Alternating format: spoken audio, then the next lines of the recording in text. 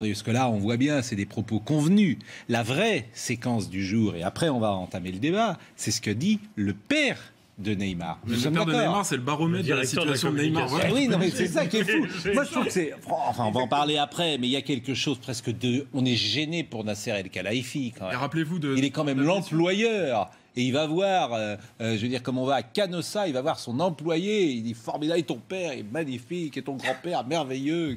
Non, c'est ridicule. Et rappelez-vous de la blessure de Neymar, on se demandait, le PSG qui cachait, est-ce que Neymar va être opéré ou pas, est-ce qu'il va pouvoir revenir. Le père de Neymar, il a fait une interview, non, on va l'opérer, vous inquiétez pas. C'est lui qui décide. Bon, bah alors, écoutons le père de Neymar, puisque c'est lui qui décide.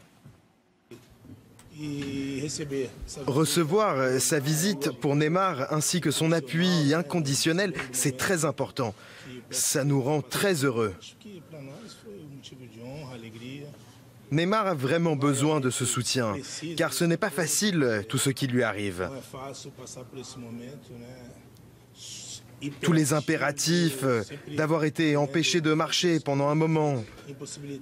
Mais on est là pour le soutenir. Ses amis sont présents.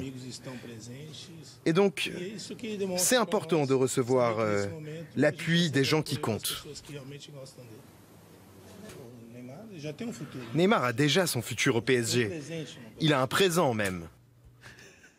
Philippe Sansfourche, vous suivez le Paris Saint-Germain pour RTL. J'imagine les gens qui sont en train de rentrer chez eux, peut-être qui ont bossé toute la journée, et qu'entendent ce garçon qui gagne combien par an aujourd'hui, Neymar? Allez, on commence par ça. Son père. Non mais sérieusement, parce que c'est gênant. Je vous assure, c'est gênant. Mais qu'est-ce qui vous gêne? C'est agaçant. Parce que je comprends pas. D'entendre le père expliquer, c'est très dur. Ah, il n'a même pas pu marcher pendant 2 jours. Je vous assure, ça met mal à l'aise. Et Neymar, toute cette séquence-là, elle met un peu, me semble-t-il, mal à l'aise. Mais c'est votre choix, c'est votre droit, ça ne me dérange pas. Moi, c'est pas mon sentiment. Quand vous parlez d'une relation employé-employeur, pour moi, c'est absolument pas comme ça qu'on peut déterminer le lien qui unit Nasser El Khelaifi à Neymar.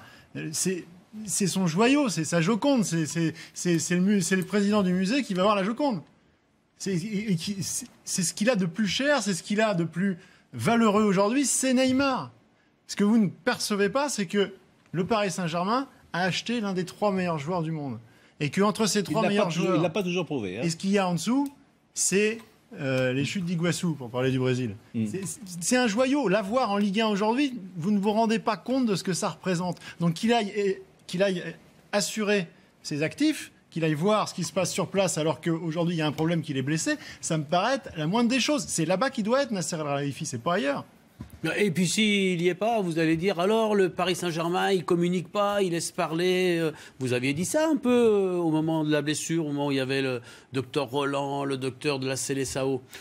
Moi, je suis moins gêné que vous. Bon, c'est de la com, c'est de la com. Je ne suis pas étonné sur le fond que Nasser aille là-bas, qui clarifie enfin un peu la communication autour de Neymar alors que trop de choses se disent, etc. Ça me semble tout à fait normal. Après, ce qui est très étonnant, c'est le contenu. C'est-à-dire que personne du Paris Saint-Germain ne parle, et c'est le père de Neymar qui dit en gros, qui tire les ficelles, etc.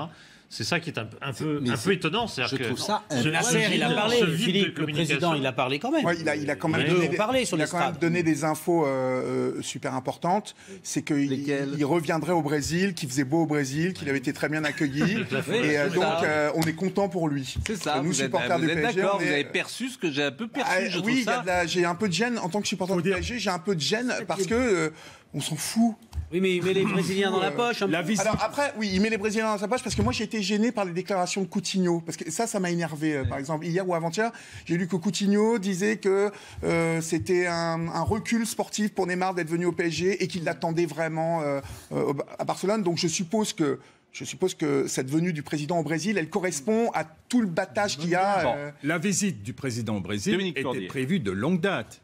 Puisque lors de la négociation du contrat et lors de l'arrivée de Neymar au Paris Saint-Germain, Nasser El Khelaifi avait promis à Neymar d'aller visiter sa fondation et de lui rendre une visite au Brésil.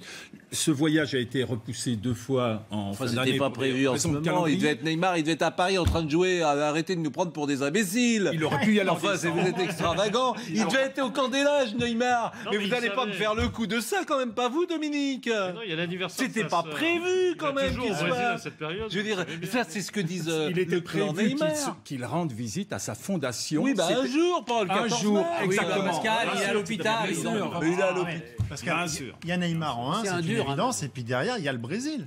Vous savez que c'est le pays qui compte le plus de fans du Paris Saint-Germain dans le monde. Oui. Si vous faites les ratios sur les réseaux sociaux... C'est le discours que vous venez d'entendre, le père de Neymar. Plus de fans. Le père de Neymar. C'est un vrai marché, c'est un business, le Brésil, pour le Paris Saint-Germain. Ça l'était déjà avec Donc vous Thiago percevez Silva, pas ce que je Lucas, perçois. Marquinhos. L'arrivée de Neymar, ça a fait passer le Paris Saint-Germain dans une autre dimension. Pascal, vous êtes mal à l'aise, mais ce que dit Philippe, il a raison. Du coup, oui, mais vous, devant votre micro, vous êtes mal à l'aise, mais le pays, les Brésiliens, les supporters, eux, sont plus à l'aise. Ah non, vous croyez que le Paris Saint-Germain au Brésil, ils disent ah chouette, qu'il y a Nasser Al-Khelaifi qui est à Rio ou à Sao Paulo. Vous pensez que ce soir ils vont danser parce qu'il y a ça? Mais non, mais on leur a sérieux. Ils savent à peine, ils savent pas même pas mettre Paris sur une carte d'Europe, j'imagine. C'est compliqué. Ne soyez pas méprisants. Ah, c'est pas méprisant. Enfin, si je vous demande de mettre Sao Paulo sur la carte du Brésil, je suis pas sûr que vous sachiez mettre le nom de Sao Paulo sur la carte du Brésil. Les Français sont pas éduqués en géographique, les Brésiliens sont obligés d'être. En tout cas, bon, alors qu'est-ce que vous retenez de ça, par exemple? Là, le père de Neymar, il a dit quoi? Les statistiques que vous venez d'incruster là, que vous avez négligées. Non, je néglige rien. En me parlant de Neymar comme d'un joueur lambda. Mais je vous dis voilà, pas ça. Si on pouvait remettre, voilà, ils sont parfaits. 30 matchs, 29 buts, 19 passes décisives. Bah, je m'arrête là. D'accord. Contre Dijon et contre 3, il a été très bon. Vous avez raison. Les chiffres. Ce qu'on peut toujours facile de présenter les choses comme on veut. Ce qu'on peut préciser, c'est que Nasser Al-Khelaifi s'est pas rendu seul comme une fleur en arrivant au Brésil. Il y allait avec Antero Henrique, il y allait avec Jean-Martial Rips, qui est le patron de la communication du Paris Saint-Germain. Il est un peu plus que ça. Le directeur de la communication. Oui, mais il est plus conseiller, que ça. Il est conseiller, homme de l'ombre de Nasser. Il est vraiment, le lien de Nasser avec le public français, les instances. Voilà. Oui, il est au club, même tout le monde le redoute parce qu'il est quasiment. On a l'impression quand il parle, c'est Nasser. De qui vous parlez? Jean-Martial Rieb, dont on parle jamais. Oui. Voilà, qui se déplace assez rarement et qui était au Brésil. On va le voir sur la photo. Qui est un personnage extrêmement important, mais qui est directeur de la communication et qui ne parle pas non plus. Voilà, et qui pour une opération de communication, c'est assez logique qu'il soit là. Et juste, vous sembliez déplorer que l'omniprésence du père de Neymar, faut oublier, c'est son père, mais c'est également quasiment son agent officiel. C'est ça, comment dire, cette déférence vis-à-vis du père. Non, mais c'est son agent, c'est en tant qu'agent. Le père, on était content qu'il reste pour le match, qu'il reparte pas au Brésil. Ah, c'était formidable, merci, père Neymar. Mais enfin, ça va, quoi. Un petit peu de dignité. Son agent. Que diable. Quand le PSG traitait avec Zlatan Ibrahimovic, Mino Raiola était traité de la même manière. Il avait son rond de service. Bon, que les Brésiliens savent mettre Paris sur une carte, surtout. Ah oui, bon, je lis pas la fin, Thierry F. Il faut que je fasse attention à ce que je dis. Parfois, les Brésiliens savent mettre Paris sur une carte. On s'arrêtera là. On donne trop d'importance pour ce joueur. Le PSG est trop indulgent avec lui, dit Savon. Indulgent avec. Savon de Marseille, alors. Gabriel de Paris dit Pascal, c'est Papy Grognon la morale, merci. Dit aux téléspectateurs que Neymar gagne 100 000 euros par jour. Je suis supporter du PSG, dit Jean-Michel Jaït. Bon, qu'est-ce que vous retenez de cette séquence? Le père de Neymar. Le père de Neymar. Combien il gagne, on s'en fout. Ceci dit, ça va. Non, mais un brin de démagogie ne fait jamais de mal. Mais c'est pas de la démagogie. Je veux dire, ce qui m'agace parfois, c'est quand le père dit c'est très dur. Il a eu le pied. C'est ça qui est un peu agaçant. À l'échelle d'un footballeur professionnel, ils vivent tous dans une bulle et ils pourraient avoir un peu de distance et de recul. C'est tout. Ce qui est certain, c'est que pas de la démagogie. Moi, j'étais à Sao Paulo. Dans sa propre fondation qui s'occupe justement des malheurs des autres. Voilà. J'étais à Sao Paulo l'année dernière en tournage et il y avait Paris Saint-Germain OM. Je peux vous dire que c'était le premier match qui était regardé partout et il n'y avait pas encore Neymar. Donc je suppose que... le PSG, effectivement. J'ai dit une bêtise, c'est pas la première fois que ça arrive et ça peut... Voilà.